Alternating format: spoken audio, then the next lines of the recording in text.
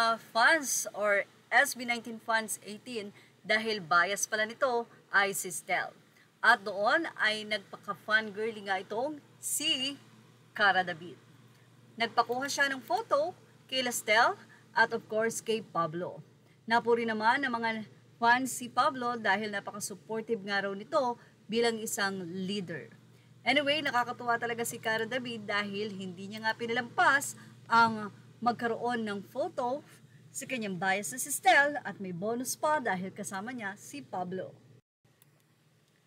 Samantala, viral nga ang naging pakayag nila Billy Crawford, Julian San Jose at Ben and Ben sa kanila nga pong interview matapos nga silang magsalita hinggil sa pagkawala ni Stel bilang judges sa The Voice Kids Philippines. Ayon kay Billy, kamusta sa pakiramdam na The Voice Kids coach ka pa rin? Tanong sa nang nag-interview kay Billy, sumagot siya, 3 taon na naming si Julie and I ginagawa to and we always look forward on coming back. Sagot pa ni Billy, sarap din ang pakiramdam na yung pinipili lagi si SB19 Stel, ang sarap na wala na. Tawa na naman ang mga kapwa host. Sabi ni Billy, ang sarap nang wala si Stel. Yes, hindi kasi lingid sa kaalaman ng marami na tuwing may iikot at kasama si Stel sa umiikot doon sa hurado, ay si Stel lagi ang pinipili ng mga The Voice contestant. Yung feeling na wala ka nga, ikaw pa rin ang bunot. Anong masasabi mo dito, Coach? #Stel. Banat naman ng GMA Network.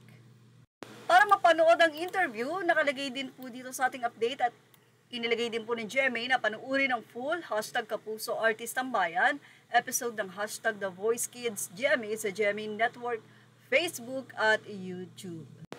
Reaksyon ng mga fans, ha ha ha ha, Coach Billy. Ha ha ha, kahit di umikot kasi si Stel Ahero pa rin ang pinipili. Namimiss ni Coach Billy si Coach Stel, super saya talaga kapag dyan si Stel. Sana sa finals live man lang mag-guest si Coach Stel para masaya na kulitan ulit.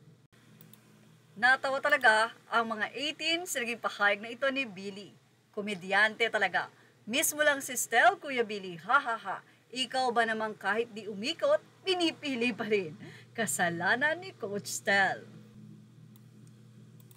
Samantala, hiling ng mga fans na sana nga daw ay magbalik si Stel at Pablo sa The Voice Kids dahil iba kapag sila ang kasama sa nasabi nga pong show.